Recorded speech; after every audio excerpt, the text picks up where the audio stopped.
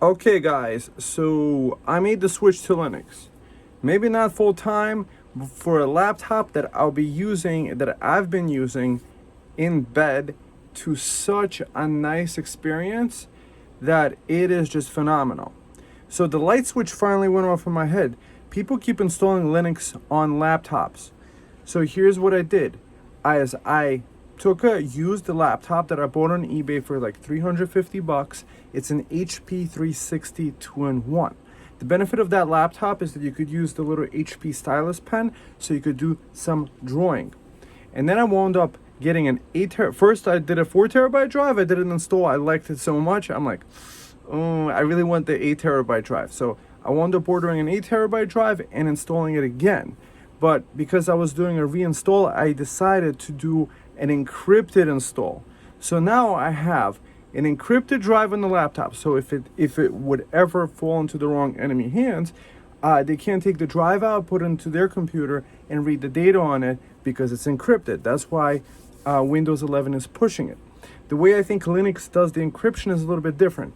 It doesn't really care if you have this thing called a TPM chip.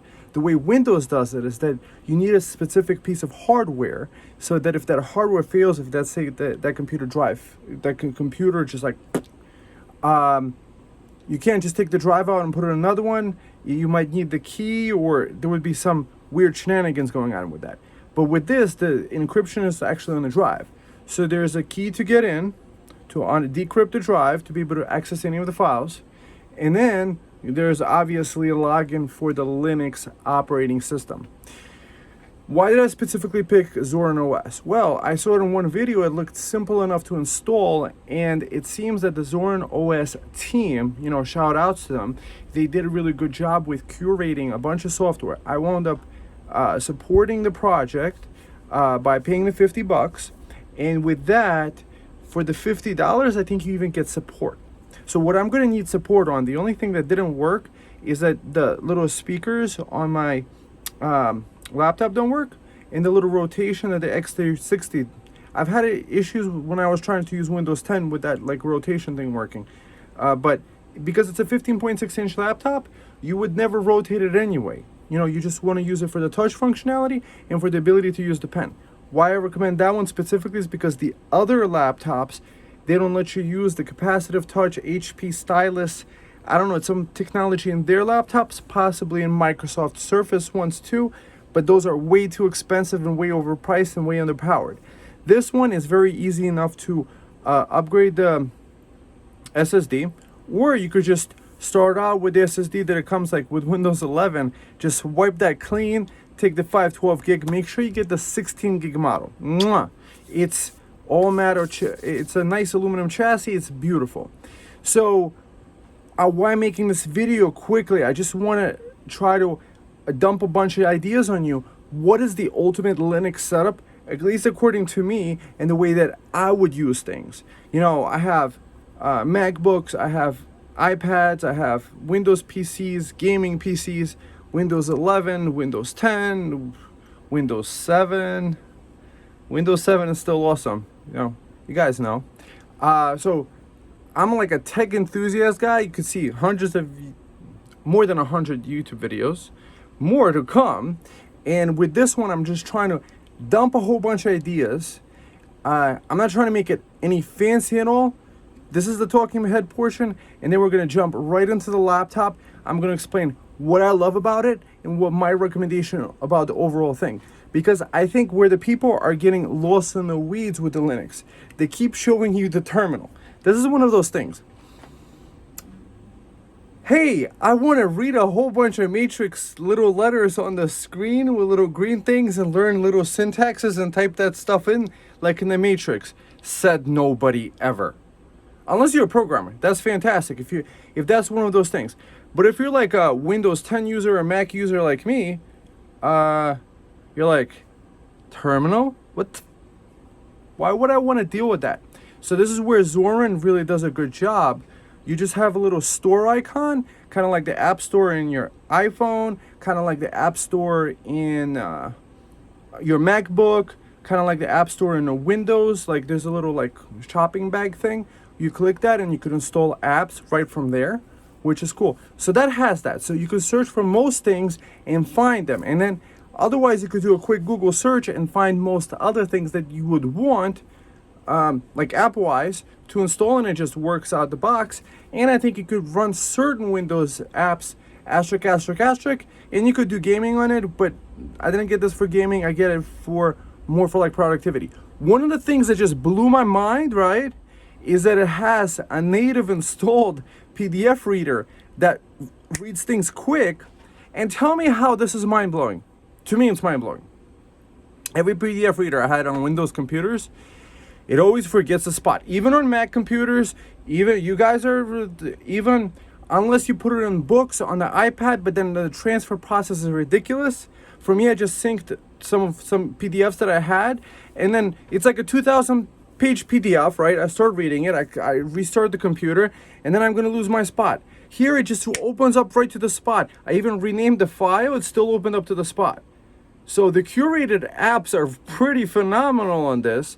And you know, for the $50 you get a video editor, you get like, I think you get a video editor, you get a full Office suite, and it's all pre-installed, so you don't have to like break your head. I'm new to Linux. I just want to like install this on the computer and make it run. And for the $50, I think you could technically install it in as many PCs as you want, because you get the ISO image that it doesn't have any activation server. It's not like Microsoft. You have to like get a key. You could get one for $16. Look it up. There's people on YouTube advertising and they make money from that. So good job for them.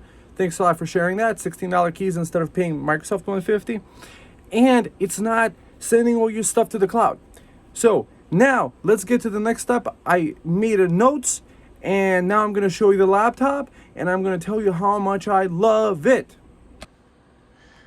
Okay, so there's plenty of videos out there that shows you the installation of what could be done. This is the setup that I decided to pick for myself. And why is this the ultimate setup? Well, the HP laptop, this HP laptop has an aluminum shell, which is nice. The speakers sound decent when they work in Windows. Perhaps maybe because I do get support with them, I'm going to reach out to the company, Zorin, the maker of this OS, and ask them how I can install that. Or I just need some time to search for it. In the meantime, I'm using some Bose headphones. So I recommend these Bose headphones because the sound works out the box. The buttons on the top, the volume controls work, the pause play button works, the touchpad is a decent size.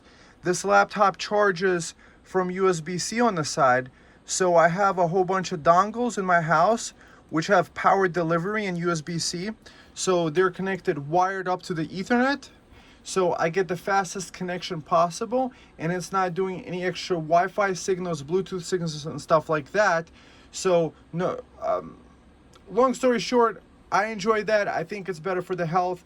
You guys do your own research. There's a book about it called EMF by Dr. Mercola. So next, so Ultimate Linux setup. This is like from beginner to advanced. So for the beginner one, go on eBay and buy this laptop used for about $350, maybe max $400. It would come with 512 gig SSD, and would come with 16 gigs of RAM. The RAM is soldered. You can't upgrade the RAM on this, but you can upgrade the SSD. It takes NVMe SSDs. The speed of the NVMe SSD is going to be Gen 3x4, so maximum 3,500 megabytes per second throughput. The processor in here is the 7730U. The 7730U, based on my research with all the different laptops I tested, you know, there's a little minis for a mini PC here, different things. Long story short, when you're using the desktop on idle mode, like right now, it's probably using 10 watts. So at 10 watts with this screen, it could stay on at this full capacity for like 5.5 hours. There's a 55 watt hour battery. When you're actually using, like watching a video, it takes 20 watts. So it's kind of convenient because you could plug it into USB-C. You could get a USB-C power bank, plug that in. You could charge the power bank with a solar panel. You could charge this thing technically, if it has a USB-C output, you could charge it with a solar panel too. So this is what you want to start out with. At least for me, this is the way I did it. Samsung, so these are two really reputable brands. Samsung 4 terabyte NVMe. Samsung doesn't make 8 terabyte NVMe's, otherwise I would have bought a Samsung. But at first I installed on the Samsung 4 terabyte NVMe. I liked it so much, but what I realized is that if I do take the laptop out of my house, I don't want somebody to be able to pull out the drive and be able to access the files. Because when your files are unencrypted, you could take the drive out, put it into like a USB enclosure or into another computer, and it bypasses all the passwords, so all the files you stored on there. So this is why I'm not bouncing around over here, because I have passwords, I have like a whole bunch of different things open here that I am just doing for my own OPSEC. But this is the experience that I have. So next, so these are the prices. You know, all you gotta do is afford this part, or you just get any PC, any laptop, any PC and stuff like that. I'm just talking about the ultimate Linux setup, and this is ultimate for me. Next, Synology or QNAP. I personally have the QNAP industrial fanless all SSD NAS, and I use that for a program called JOPLIN Notes because it allows WebDav. And with the Synology QNAP NAS, you could connect your phone on the wireless network and back up all your photos to it. And then with your photos backed up, you don't have to worry about losing your phone, and you don't have to pay Microsoft or Google or whoever owns clouds crazy money for it. Plus, with a 4 terabyte SATA, so let's say you get a used one for like $300. Make sure you don't get a new Synology, because the new Synologies, they make you use their own drives or something, like proprietary drives. They decided to go the Microsoft and Apple route. So I recommend going with the QNAP and installing that so you could back up your photos of your phone. You know, that doesn't have, for me, that does have to do with the ultimate Linux setup, because I have a place where I can access my photos from my PC and back them up back and forth because I have an 8 terabyte drive. So 4 terabyte SATA, and I recommend a Samsung. That's why I said 250 instead of like 180. 250 is like the price of a really decent. Make sure it's a TLC, not a QLC. If it's a Q, it's a cheaper one. TLC is better because when it fills up, it doesn't slow down. Next, this is an HP stylus pen. It allows you to kind of like use touch and draw stuff on these screens. So it has that like touch support. Not the best explanation, but I've actually was able to like draw smiley faces and stuff like that, because you do want to touch things, and other laptops, they don't have that. They have all kinds of different brands. There's a little tiny battery in here, AAA battery, and it allows you to do some like drawing with it. What I like drawing in is actually JOPLIN Notes and taking notes on that, but we'll get to that later. Optional, so that's the stylus board. This one is an optional going on to maybe a must-have. Maybe you would get the Zima board before getting the QNAP. Because with the Zima board, I think you could do everything the QNAP does, and you could install Nextcloud on it very seamlessly.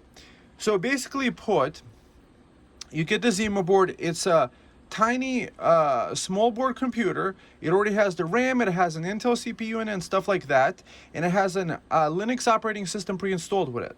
You could just with one click install this thing called Nextcloud. So now you have your own cloud running in your house. There's ways to actually make it accessible through the internet, but for my synchronization purposes, I have it accessed over the network because that's the faster connection. Because why would I want to route it out the internet when I would rather just synchronize the files across my house? But if I do want to access the same file on the internet, they're available through like a paid email, a paid website. So Nextcloud installed. So a Zima board, 852. And then you get a 4 terabyte SATA drive. So notice SATA SSD. Everywhere, go for SSDs. Unless you're trying to go for mass storage, then it becomes unaffordable. but for most people storing their documents, that's more than enough. So this way you wouldn't have to buy it here. Maybe don't buy this yet, buy this first.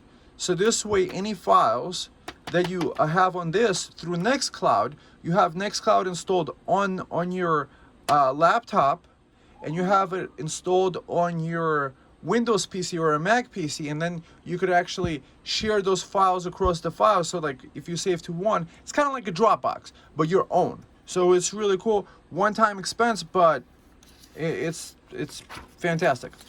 So here's the must-have apps that you want to have installed on your PC. Telegram. If you haven't heard about this, is the most fantastic thing since sliced bread. It works on Apple phones, Android phones. It works on Macs. It works on Linux. You know, I have it installed here, and it's like, imagine you have a chat app where you could chat on your Telegram phone, and then you could also, that same chat continues here, and it just synchronizes the whole conversation.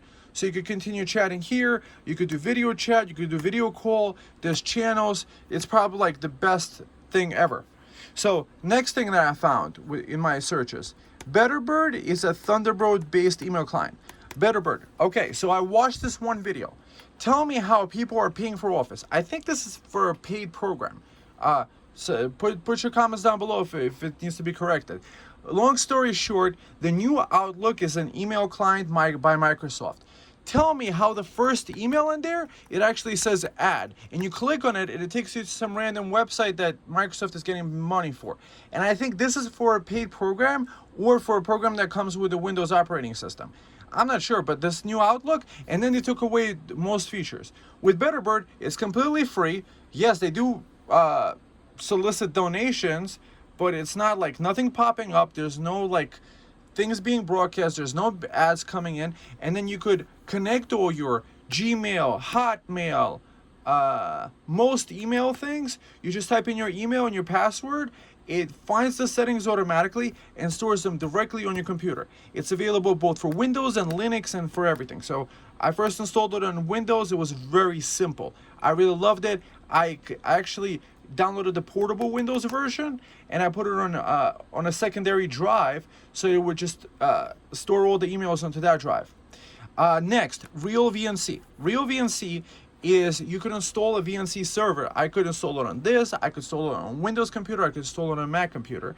Real VNC gives you up to 3 computers you can install as servers, meaning you can connect to them, and then one user that can connect to all of them, obviously with a password, and it's free. There is paid versions, and the program is really easy. So let's say I needed to do something quick on a Windows. There's a Windows only app, and I have a PC running in my house, or if I want to remotely connect to it through the internet. Let's say I'm in a Starbucks and I'm trying to like print out a file back at home, like, hey, the homework needs to get printed out and I got to pick it up and then run out. I could do that. Betterbird. Next, MB Theater. It's the app that directly plays, let's say you made some videos on your iPhone and you wanted to organize them in kind of like a Netflix style menu type of thing. You get that, and then you're able to connect with MB Theater to an MB Premiere server where your videos are hosted. And I recommend getting the license. It's one time and it's lifetime, and it's really cool. Tube 4K is really great. Like if you really like videos on YouTube, like tutorials on how to that are open source and stuff, it allows you to get the 4K version of them directly on the thing. Maybe put them into here. So on Nextcloud, we already discussed this. Nextcloud is really awesome. So now I have a seamless integration. I could put a file on my Windows PC where I'm used to putting it, and I could save a file from this computer to the folder that says Nextcloud. There's a folder called Nextcloud here. Save the file to that folder, and then it gets synchronized automatically to any app, any of my Nextcloud instances. So I have a Zima board running with Nextcloud, so it goes directly into that, and it takes effect via my network at 250 megabytes a second via the USB-C wired connection. So I don't have any limitation, like I don't have any Wi-Fi dropouts and stuff like that. So this is really great, the Nextcloud. So this way your Windows, your Mac, and all those PCs could actually play nicely together. So if you guys like listening to audiobooks and you have a lot of Audible books, look up these things called Libation app. This liberates your Audible books for you to enjoy on your own audio bookshelf. It's kind of like this, like Premiere Server, that's this. And this guy is able to get your Audible books in a nice organized format to organize it and liberate it from the corporate overlords, which is cool. I'll look up the tutorials. Audio bookshelf, one word I think, and libation. You know, it's a bit of a thing to set up. Next, you're probably trying to do everything with your Linux, so you're trying to even print things. I don't know, some people don't print things, but let's say you need to print out a shipping label, you're trying to return an Amazon thing, really great. I personally have a color Brother LaserJet printer. Why do I like this so much? Well, you could get a compatible cartridge for a reasonably priced. The full colors, you don't have to get the corporate overlord version for like $400 when the printer was $300. That's the kind of funny thing. That's where they stick it to you, is with the cartridges. So that's really cool. You got to make sure you get the duplex, which means it prints on both sides of the paper. It doesn't have to be color. You could get the black and white one, which is probably more than enough. What's cool about it is that you connect it to your router, like back of the thing, and all the PCs, your iPad, your MacBook is going to be able to access it over the network and print to it. And this is one of those things that you want, because you don't want some weird, like, oh, I'm sharing a USB printer on the thing and then the Wi-Fi and blah, blah, blah. It still works with the Wi-Fi, because if you're broadcasting a Wi-Fi signal, it's all one network, it would show up. But this is what I recommend. A duplex, color, or black and white, it doesn't matter. Duplex and network is the most important part. So the closed headphones I already showed you. Get the version that I'm going to link you to. It has the way to separate this wire out. So let's say if it gets snagged, I've actually broken a closed headphone, because these are pretty durable in the head and at the same time lightweight. I had a wire snap away, but this way this wire would just detach and keep that from breaking down. Next, I recommend getting an Ethernet hub for a wired network. So probably a reasonably inexpensive. There's a 2.5 gigabit Ethernet USB-C hub that I use personally. What's cool about it is that you could plug in power into it. You could plug in, let's say a 65 watt power brick or a 100 watt power brick USB-C power delivery to that, and you plug in the Ethernet, and then you get one beautiful wire that you can connect to via this like sideways connector, so this doesn't get in the way, so your laptop is fully charged. So the laptop is fully charged at the same time it's getting internet and it's getting the highest speed. But if you disconnect it, bang, it's all kind of like really disconnected. The interface is really nice. Look, you could get nightlight. I have this on. You could turn dark mode on and off very quickly. You could do a lot of stuff. It just works out the box and works really nicely. There's a lot more stuff you could do. Like you could do power down, you could lock it out, you could, I don't know, take a picture or something like that. You could increase the speaker volume, where it's actually headphone volume only here for me. Encrypting the drive on installation. So this is what I'm gonna quickly tell you. When I first installed it, that's why I wound up getting the 8 terabyte, is that like I kept the 4 terabyte because I could throw it on another computer that's, say, stationary, that I'm not taking with me. But because this is a laptop, I'm like thinking that's a security risk. Hey, I have all my files in the world. I have my passwords, I have my emails, I have everything. And anybody that finds it can just unplug the drive and copy all my files and access to them. No thanks. So encryption. I took a picture of the thing while it was encrypt while I was installing, so I'm going to show you exactly what it showed on the screen. Okay. No, that's not it. 1 second, let me find it. Okay.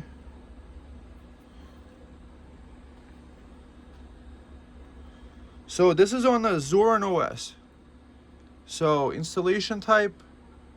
So install Zorin OS, and I use LVM with the new, because if it says none, right, it's not encrypted, right? Or you could use LVM without the encryption. So I personally like Googling around because nobody talked about this. I selected use LVM with the new Zorin OS installation, so that created another password. So there's a password to log into the operating system, and before logging into the operating system, the drive has to unencrypt. So I just went to erase disk, advanced features, use LVM, and use encrypt that. So I do like that encrypt feature because unlike the Microsoft version of it, you need what's called a TPM chip for the Microsoft of it.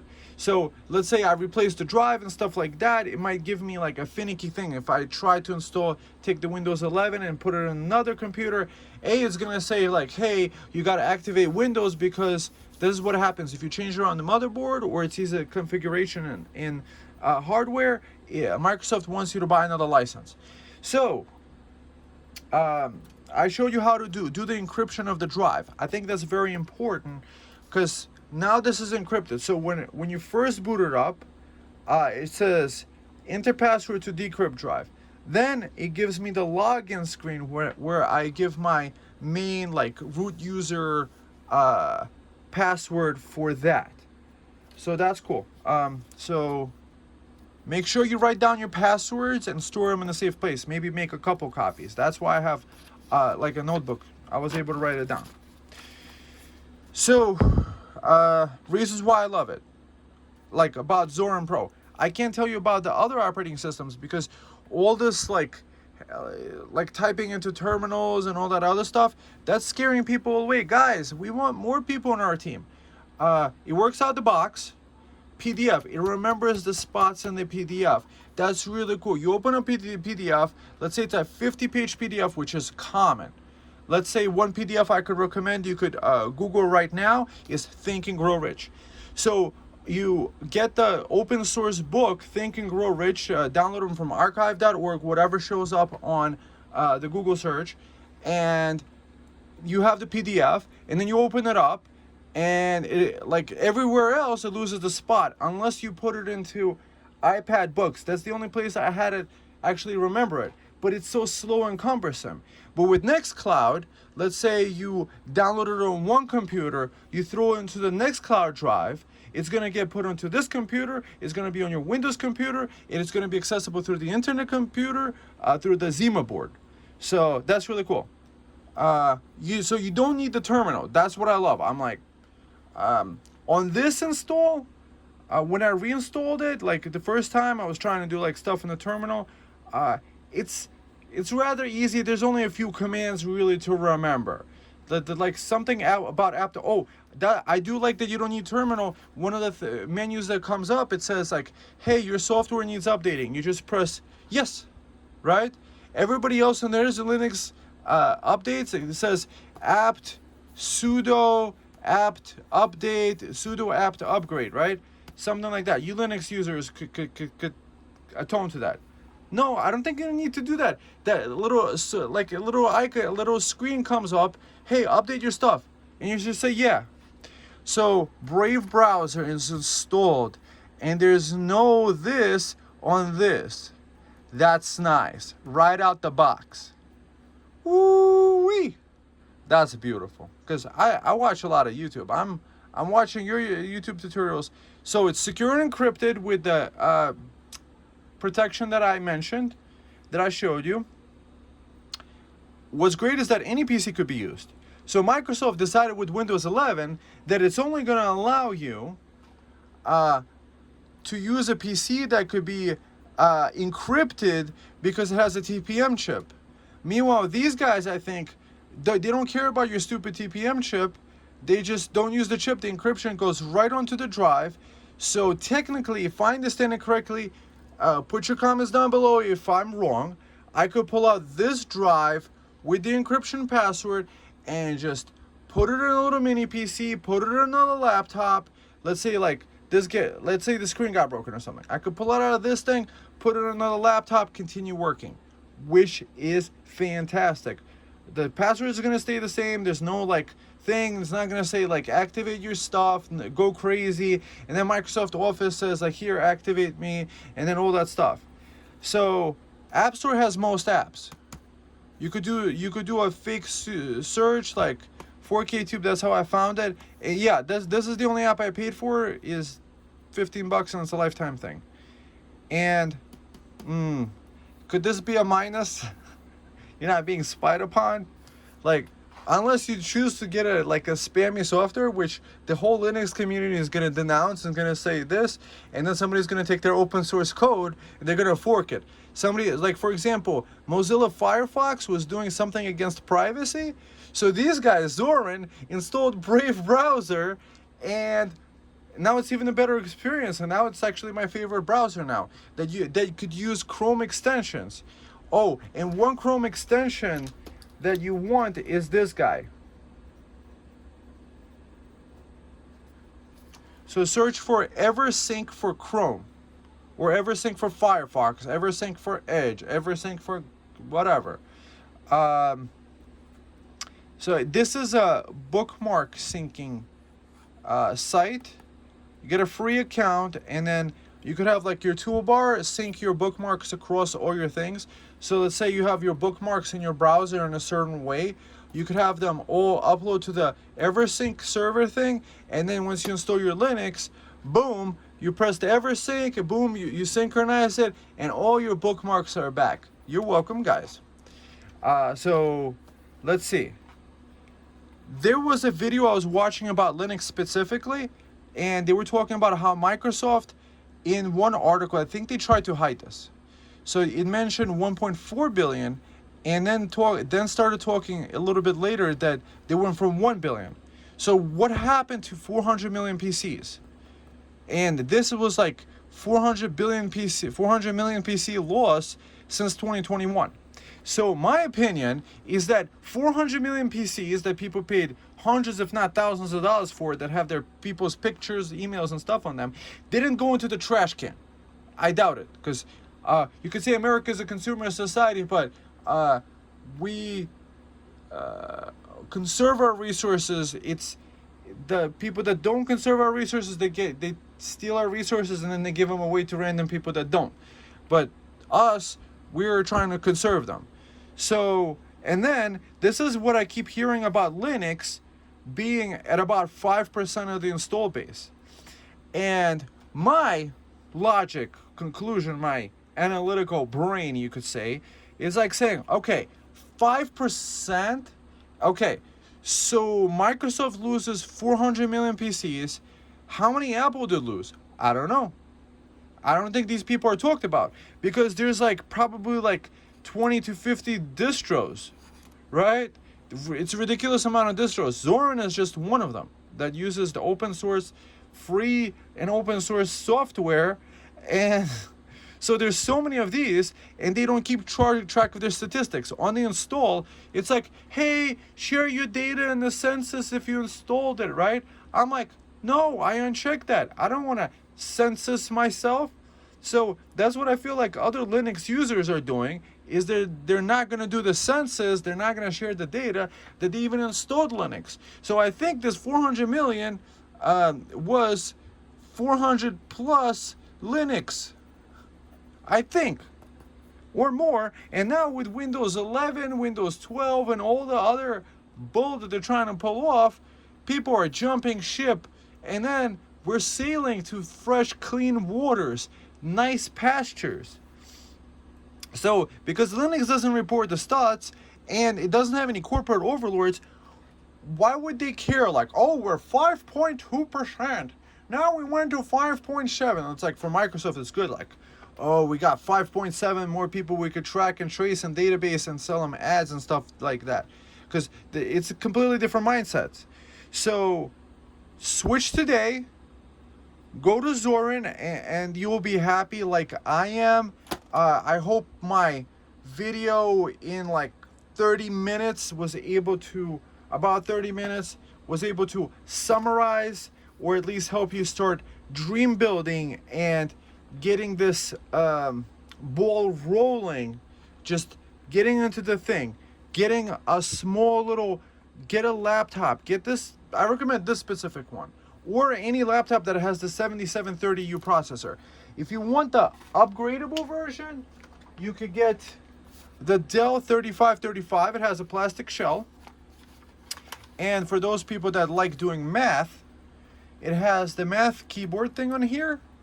But if you want to use USB-C, you do need to get adapter because it's not USB-C charging compatible. So you can't take one USB-C cable. Plus, and the plastic is kind of like ugly. But what's nice about this laptop is that the RAM here is not soldered. So this one has 16 gigs of RAM, and you could upgrade. So the Inspiron, this is the 3535. Dell 153535. So it's also a 15-inch. It's a touchscreen, but you can't use the this pen with it, the HP stylus pen. So for a daily driver, I decided to go for this one, but I do like the upgradability of this one. So if you want the upgradable RAM, 7730U, also about 300 bucks. 280 to 330 about. It really depends on who you find. There's plenty of these around. Also touchscreen. I think touchscreen is a very important thing for laptops. I don't know about you guys. Put a comment down what you think. Anyways, I wish you guys a blessed day. Hope you found the video enjoyable. Thumb up, subscribe. I'll try to put some links below. Some of them might be Amazon affiliate links. If they're not, that's fine too. I appreciate your comments. Let's get the ball rolling. Let's get some Zorin going. I'm really excited I did this. I already installed it twice. It was reasonably easy. The stuff is working. The stuff that I needed to do is working and synchronizing between the computers, and it came into my ecosystem family between the iPhone, and I'm going to be also installing Graphene OS in the next video, so that's coming up. I'll see you in the next one, and a happy Linuxing. Bye. So I just wanted to quickly show you. See, I'm using a little dongle, a USB, a lightning to the thing, and this is called QNAP backup. And now it's backing up a 12.87 gig file, 4K 60 video, right to my QNAP NAS. Then I'm going to transfer that video from this phone I'm videotaping with, that video, and this is going to go right at the end to see how good it is to have a QNAP backup, a NAS for backing up your thing, because it's really good. Then you could take the files and make your own YouTube channel. And I hope this inspired you.